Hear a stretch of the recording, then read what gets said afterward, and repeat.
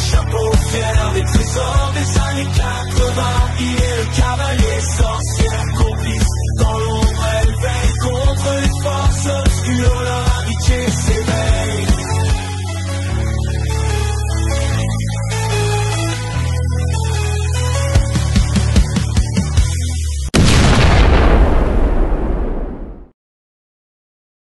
Hello les amis, aujourd'hui encore une review dans la continuité des Cosmocats, des Thundercats. Je trouve ça bien de temps en temps de faire des petites vagues de figurines qui se succèdent. Et là on attaque les méchants.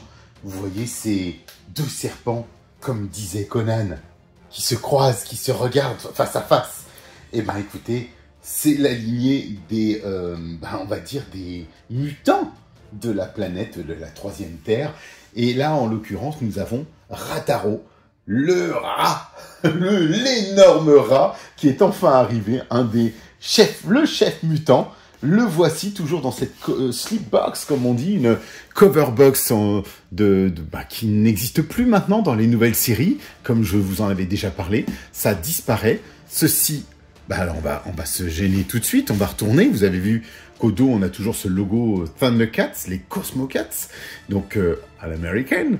Et on va tout de suite voir de quoi il en retourne, puisque Rataro, effectivement, c'est un commandeur donc mutant et capitaine d'un grand vaisseau, etc. Le Ratstar, donc un military, comme ils le disent, un military stratégiste, un stratégiste militaire. Donc voilà, un méchant, on va dire, équipé d'armes assez puissantes, de Rat's Eye as this weapon, dont vous avez deux yeux particuliers qu'on voit dans le dessin animé, qui ont une auto-énergie, donc c'est plutôt chouette. Donc je suis content que cette figurine existe, qu'elle soit sortie. Et puis bon, on voit que de toute façon, on est gâté parce que on est dans la lignée du dessin animé et ils sont en train de tout sortir. Donc c'est juste génial. Donc Rataro, oui, bon, vous avez vu que j'espère que vous avez vu ce dessin animé. Is respected by Vultureman, donc il est respecté de Vultureman. Les autres en ont peur, plutôt peur qu'autre chose, parce qu'il est quand même très très puissant. Le voici, on va découvrir le jouet en lui-même, le bestiau, parce qu'il est énorme. Vraiment, il est énorme. Il est large surtout. Et puis, on dirait tout droit sorti des Tortues Ninja, quasiment, d'un maître Splinter mais méchant. Voici Rataro avec ses dagues, avec ses effets de flammes, ses mains supplémentaires. On va le découvrir ensemble. Je l'ouvre de suite, on perd plus de temps, on attaque. Et puis c'est parti. Nous y sommes, voici Rataro. Il est énorme, les amis. Vous allez voir à quel point il est énorme. Il est vraiment, déjà, il est super bien, il pose bien, Waouh. Waouh. Le sentiment que j'ai, c'est le waouh. Vous savez, l'effet waouh, on va dire. J'ai l'impression d'avoir un gros Bédios Classics dans les mains. Et c'est vraiment le sentiment tout à fait là. Donc, on va le décortiquer. On va regarder un petit peu ce qu'on peut faire, pas faire. Il a, bien sûr, une tête avec des moustaches toutes en plastique souple qui ont été collées, bien sûr. Vous voyez un petit peu, vous voyez ça sur sa tête, c'est collé. Mais c'est bien fait, c'est propre. Avec du doré sur les petites, son petit aume, on va dire son casque, avec le diadème au centre, le doré autour du cou, sur on va dire l'ensemble de sa combinaison, parce que là on dirait une tenue de samouraï, comme un Hashiman, ou Hakiman, comme vous voulez, et Ichiman. Et donc voici ensuite les articulations, on va les distinguer tout de suite, des grosses articulations bien robustes, avec articulations aussi au niveau du biceps, là-haut, une grosse rotule, et ça ferait presque penser à une double articulation au niveau du coude, mais c'est une très grosse rotule. Regardez comment on peut le faire tenir comme ça. J'aime bien un peu le côté impérial. Et il a ses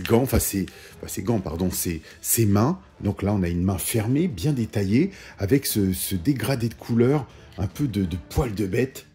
Regardez, avec le protège-paume, je dirais poignet. Et puis, on a, regardez, des épaulettes souples qui se redressent. Ils ont même pensé à ça. Alors, elles sont collées, donc je vais faire très attention pour voir si on peut faire un 360 degrés haut. Et bien, sans problème, hein. on peut le pivoter, on peut l'incliner tout en haut, sans gêner l'articulation. Et bravo, ils ont pensé à ça. Ensuite, on a une grosse articulation, un pivot au niveau du bassin. Donc c'est un gros bonhomme, hein. Là, on sent que tout ça, c'est sculpté. Là, c'est collé. Tout ça, c'est du souple. Le reste, ça aussi, c'est collé, c'est souple. Donc c'est mieux parce que ça évite, si ça tombe par terre, de casser comme je vous l'avais montré pour Snarf, par exemple. Mais je sentais, au vu de la matière plastique de Snarf, je vous en parlais au tout début, le plastique n'était pas peint, on est dans du plastique brut. J'ai ça dans des figurines 30 cm DC Comics, et ça me plaît pas trop. Une de mes Wonder Woman était comme ça. Ensuite, vous voyez qu'on a son pagne, en fait, donc la suite de sa tunique, ou de son kimono, si vous voulez, qui descend avec une échancrure sur les flancs.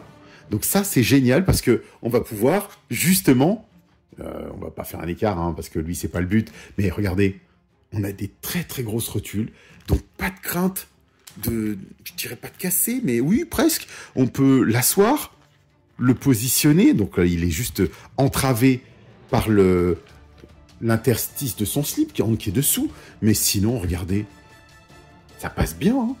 Il peut même s'asseoir sur un trône. On a des petites pointes, vous ferez attention, ce sont des vraies petites pointes, ça fait mal. On mettra pas ça dans les mains des enfants, hein, honnêtement. Hein. Donc vous ferez attention à ça. Ici, on retrouve bien les rotules habituelles, mais là, elles sont très épaisses, très, très grosses, donc super pour l'articulation. Et elles pivotent à droite et à gauche. Donc génial. Donc il y a ensuite une tige dans je dirais dans le tibia. Là, un petit peu plus raide celui-ci, mais bon, après, je pense que chaque figurine est différente. Et on a, regardez la sculpture, on voit les poils de bête, on voit les poils d'un rat géant, imaginez. Et puis, bon, bah, les bottes, du moins les surbottes, non, pas les bottes, mais les guêtres, les protège tibia, comme vous voulez. Et on va voir pour le pied, si on peut le pivoter en arrière, parce que j'ai l'impression, voilà, vous voyez, il peut vraiment s'incliner, descendre, un peu plus à plat, comme ça, ou le remonter, parce que l'intérêt, c'est qu'il tienne debout, mais c'est robuste. Et vous voyez, les dessins sont super beaux. La couleur, le dégradé de couleur, la peau, les poils. Non, bravo, hein.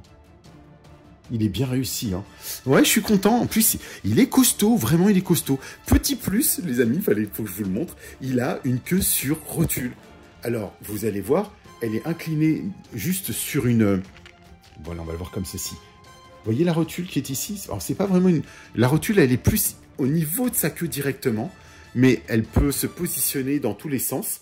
Donc, ce qui permet de la monter et de la baisser, de la pivoter à droite ou de la pivoter à gauche. Mais c'est étonnant parce que, comme vous voyez, elle est incurvée, donc elle a un mouvement un peu limité, mais ça fonctionne. Alors, peut-être justement la volonté, peut-être esthétique, de la garder sur le flanc gauche, alors qu'on peut, hein, bien sûr, la mettre sur le flanc droit de la même manière, mais elle sera remontée. Donc ça donne, oui, pourquoi pas, ça donne un semblant de vie, on va dire, à cette queue ou à ce personnage. Mais il est plutôt large, et plutôt costaud, et je trouve ça chouette, en fait. C'est plutôt bien. Il va être excellent dans nos vitrines, à côté des autres mutants, quand vous regardez, par exemple, les Gorilleurs et compagnie, ou je ne sais plus, vraiment, ce sera vraiment du plus bel effet. On va regarder ce qui est arrivé avec lui, bien sûr, une paire de mains. Donc une paire de mains, mais vous voyez qu'il pointe du doigt. Ou comme s'il prenait un revolver, ou un fusil, ou un pistolet, et qu'il pouvait tirer. Donc vous pourrez lui mettre des canons quelconques si vous le souhaitez. Regardez, celle-ci, idem, à droite, un peu ouverte comme ça. Moi j'aime bien. J'aime bien ce côté... d'une main semi-préhensible, parce que là, on ne peut pas vraiment prendre quoi que ce soit. Regardez, c'est bien ouvert. C'est comme une main au repos, presque, mais une main vraiment animale, bestiale. C'est plutôt chouette. Ici, on va avoir une seconde tête, la tête du même protagoniste, mais un peu enragé, le méchant. Là, il fait vraiment méchant. Quand il râle dans le dessin animé, c'est tout à fait lui. Là, moi, je le reconnais, mais à 100%. Hein. Ils ont vraiment un beau rendu. C'est impressionnant. Alors, je trouve qu'il louche un tout petit peu. Vous voyez hein, ce qu'ils ont fait de l'œil gauche et de l'œil droit. Mais ça ne me perturbe pas, parce que dans ce type de créature, où quand il est un peu fâché, énervé, ça peut tout à fait faire son effet. Et honnêtement, bah, ça passe bien. Les couleurs sont propres. Je regarde s'il y a des débordements particuliers. Là, vous voyez que on est encore sur du plastique un peu plus souple, quoique... vous ferez attention tout de même, parce que ça pique un petit peu, mais sans plus.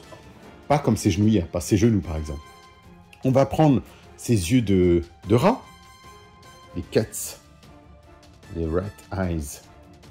Donc vous avez les yeux ouverts avec des trous, et les yeux sans trous. Alors on va voir ce qu'il en est, bien sûr. On a les 2 dagues, très sympas, qu'il a bien sûr dans le dessin animé. Et puis voir si on peut, ce qu'on peut faire de ça. Est-ce que nos dagues se faufilent bien? Est-ce que ça va à l'intérieur? Est-ce que c'est l'objectif? Parce que ce serait bien de le voir. J'aimerais bien. Est-ce qu'on peut clipser la flamme à l'intérieur? Ou peut-être que c'est justement l'autre qu'il faut prendre pour ne pas l'abîmer. On va faire attention tout de même. Hein. Est-ce que c'est à plat? Vous savez que contrairement au maître de l'univers ou ailleurs, il n'y a pas de notice particulière. On fera juste attention qu'on n'abîme pas nos décors. Si je puis dire. Ben là, écoutez, je vais essayer. Je vous le fais en off et puis je vous le remontre de suite. Eh bien, écoutez, c'était pas évident. Franchement, c'est pas évident parce que c'est comme si c'était moulé. Et il faut trouver le bon angle pour pouvoir les faire, mais c'est du plus bel effet, c'est vraiment superbe. Donc moi, je vais les laisser comme ça c'est clair. Il y a une autre fonction que je vais vous montrer, bien sûr, mais du coup, on a bien nos 2 dagues enflammées, enfin, du moins imprégnées de leur pouvoir, de leur énergie, quand elles sont activées par Rataro. Et vous allez voir qu'il y a 2 gerbes d'effets de lumière, d'effets de faisceaux, on va dire de laser, hein, comme un laser. Les voici, puisque quand il tient ces fameuses armes et qu'elles sont pleines de leur énergie, il peut lancer des jets, G+2, des jets d'énergie, comme des lasers presque. Regardez-moi ça. C'est très très sympa. Alors, à voir quand on va le mettre dans ses mains, on va le faire de suite d'ailleurs, parce qu'on va essayer de respecter... Il n'y a pas beaucoup plus d'accessoires, mais il n'y a pas besoin de plus, c'est le chef. Un des chefs comme ça, il se doit d'avoir... Regardez, Mumra, il n'a pas besoin de grand-chose. Il a une cape, une grande bouche, et si je puis dire, une grande gueule, et il fait peur. Donc, c'est suffisant. Mais regardez, quand on le met dans ses mains, on les met dans ses mains. Donc, je pense que les mains agrippantes seront les plus appropriées pour ce personnage, puisqu'elles ont, bien sûr, la volonté et l'objectif de tenir les deux dagues.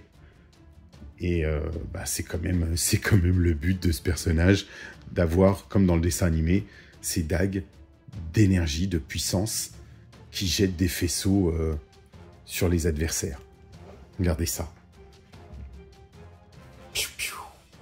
Pistolet laser. Alors, est-ce que l'effet rend bien?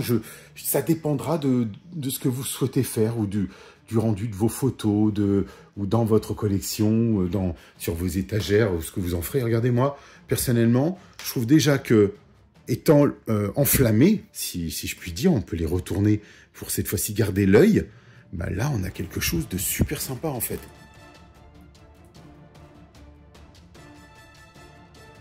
Là, il est plutôt beau. Je trouve que avec ces 2 dagues dans les mains, regardez la couleur, le côté translucide est plutôt bien rendu. Et recto verso, ça donne bien. Donc comme je vous le disais, c'est pas évident à mettre. Donc il y a en fait comme des petits... si vous voulez, il faut plier presque la matière, passer l'épée au centre et ensuite forcer sur la droite et sur la gauche, comme je dirais de mettre une tenue vestimentaire particulière. Mais regardez, c'est du plus bel effet parce que ça se mélange très très bien avec. Donc on ferait presque pas la différence.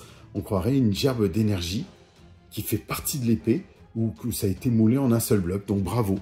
Bravo pour ça, à voir à l'usage. Donc moi, je ne m'amuserai pas à les faire et les défaire, même si c'est du plastique, ça reste du plastique souple, donc il y a pas de crainte. Mais il est franchement beau. Regardez au dos ce que ça donne. Parce que quand même, on va regarder le personnage de dos. Là, ça passe bien. Hein. Moi, il me plaît bien, ce bonhomme. D'autant plus qu'il me plaît bien parce qu'il est grand, il est costaud. Et comme je vous disais, je vais lui enlever la main droite pour voir. Alors, c'est ce qui est toujours un peu plus compliqué dans les mains des plus grands. Je reviens vers vous. Je vais lui mettre une main, on va dire, accrochée ou agrippante. Si elle daigne... Voilà. Regardez ce que ça donne avec une main comme ceci. Toi, vous les mutants. Vous voyez, c'est un peu la main lâche d'un boss qui désigne, qui montre, qui dit attaquez-le, et il contrôle avec son épée. Ils ont tous peur de lui, de toute façon, vous le savez, à part Vultureman, qui est un peu comme son chef. Donc il le respecte. Mais regardez, si on le pose comme ça passe bien. J'aime bien. Alors, ce que j'aurais aimé, c'est de pouvoir attacher les dagues quelque part, qu'il ne les ait pas tout le temps dans ses mains, et qu'on ait la possibilité de les fixer, je ne sais pas où, mais donc de ne pas prendre un serre-flex et de les attacher, ce serait dommage. Mais voilà, il manque quelque chose quelque part pour moi, pour attacher ces fameuses dagues. Après, c'est pas grave, vous pouvez les laisser dans ses mains, voilà, elles sont là, elles sont dans la main, on les laisse dedans et elles font leur effet.